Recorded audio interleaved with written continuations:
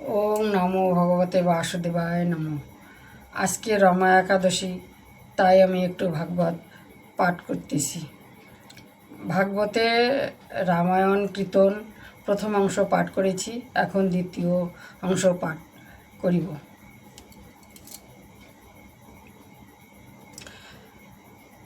কইকি চাহিল বড় দশরথ কাছে, ত্রিসত্য করান বড় নাহি দেন পাছে।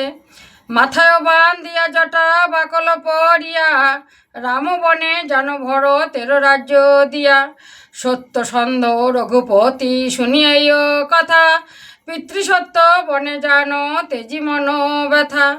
যুগী নিজ প্রাণ যথা করে বিসর্জন, তারনায় রাজ্য তেজি কারণে গমন। পিতা মাতা বন্ধু তেজি রঘুপতি, জানকী লক্ষণ সঙ্গে বনে হয় গতি। চিত্রকূটে ভরতের সহিত মিলন, পাদুকা ভরতে যেন কমল লোচন। রাম শোকে দশরথ জীবন তেজিল, প্রজাগণ শোকার্ণবে সকলে ভাসিল। চিত্রকূট তেজি যেন দণ্ডক কাননে, কুটির কারেন তথা পঞ্চবটী বনে। লক্ষণ জানকী সঙ্গে করেন বসতি, দক্ষিণ আরণ্যে রহিলেন রঘুপতি। রাবণ ভগিনী শূর্পণখা নাম তার, পূর্ণতীর্থ নাশ করে করিয়া সংহার। রাক্ষসী আকাশ পথে করেছে গমন, রামরূপী দেখি তার জাগিল মাদন। কামে মত্তা মনোহর বেশভূষা করি, রামের ভুলাতে এলো রাক্ষসী সুন্দরী। রামের আজ্ঞায় বীর সুমিত্রা কুমার, খড়গেতে কাটিল বীর নাক কান তার। কান্দিতে কান্দিতে শূর্পণখার জন্ম স্থানে, বিবরণ কহে খর দূষণের স্থানে। 14,000 সেনা লইয়া 2 জন, রাম সঙ্গে যুজিবারে আইল তখন।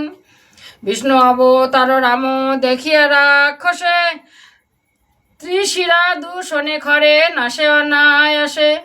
কোদণ্ড ধরিয়া ভ্রমে নিবিড় কাননে, অত বড় যুদ্ধ হবে কহেন লক্ষণে। পরে শূর্পণখা গেল লঙ্কার ভিতরে, যথায় রাবণ রাজা সুখে বাস করে। সকল কহিল শূর্পণখা তার স্থানে, নাক কান কাটা তার দেখিল নয়নে। সীতার রূপের কথা শুনি দশানন, কামক্রোধ ভয়ে মুগ্ধ লঙ্কার রাবণ। পরতে মন্ত্রণা করি দুষ্ট নিশাচর, সীতার হরিতে যায় মরিচি গোচর। শুনরে মায়া মৃগরূপ ধরি, শ্রীরাম লক্ষণে দূরে লহ তরা করি। আমি গিয়া যোগী বেশে হরি বসি তাই, শত্রুবধ করিলে রে তবে দুঃখ যায়। শুনিয়া মারি স্বর্ণ মৃগরূপ ধরি, আশ্রম হইতে রামে লয়ে গেল হরি। মায়া মৃগ দেখি রাম বজ্র সম বানে, মারিছে দিতে কোপে সেই বান হানে। রুদ্র যথা দক্ষ রাজে সংহার করিল, তারনায় রঘুবীর মারিছে বধিল। রাম লক্ষণের অসাক্ষাতে দশানন, আপন না সীতে সীতা করিল হরণ। সীতায় হারায় রাম পঞ্চবটী বনে, কান্দিয়া বেড়ানো করি সীতা অন্বেষণে। খসিল মাথার জট বাকল পড়িল, সীতা শোকে সীতানাথ উন্মুক্ত হইল। স্ত্রী সঙ্গীর দুঃখ কত জানাবার তরে, ঈশ্বর হইয়া মগ্ন শোকের সাগরে। হরিবোল হরিবোল। দীনবন্ধু হয়ে দীনহীন মত হয়ে, কাননে কাননে রাম বেড়ানো কান দিয়ে। জটায়ু রাবণর বানে দগ্ধ পক্ষ হয়ে, মৃতের সমান পক্ষী আছে পড়িয়ে। পিতৃসখা জটায়ুর দুর্দশা দেখিয়া, নয়নতে জলধারা কহেন কান দিয়া। পিতৃসম তুমি মর হে পক্ষীরাজ, কহ কেন হেন দশা কারো হেন কাজ। জটায়ু কান দিয়ে কহে ওহে রঘুপতি, লঙ্কায় ওরা বন কইল আমার দুর্গতি, সীতা চুরি করি পলাইল দুরাচার, সীতায় ওরা খেতে যুদ্ধে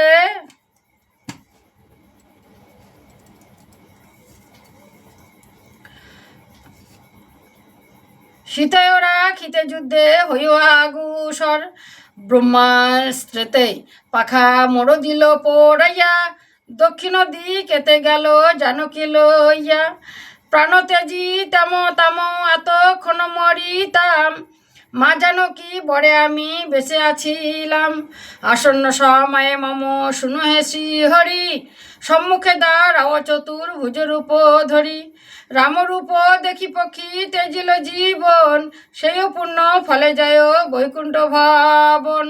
হরি বল প্রভু। কর্ণপুত্রের কার্য রামনারায়ণ, ধন্য রে জটায়ু ধন্য তোমার জীবন, জটায়ু সৎকার করি কবন্ধে না আসিয়া, সুগ্রীব নিকটে যায় লক্ষণে লইয়া, ঋষ্য মুখে সুগ্রীবের সঙ্গেতে মিতালি, কিষ্কিন্ধার রাজ্য তারে দেন বোধি বলি, বর্ষাকালে মাল্যবান উপরে বসতি, কপি বল সংগ্রহ করেন মহামতি, সাগরে লঙ্ঘিয়া যায় বীর হনুমান, লঙ্কায় গাইল বীর সীতার সন্ধান।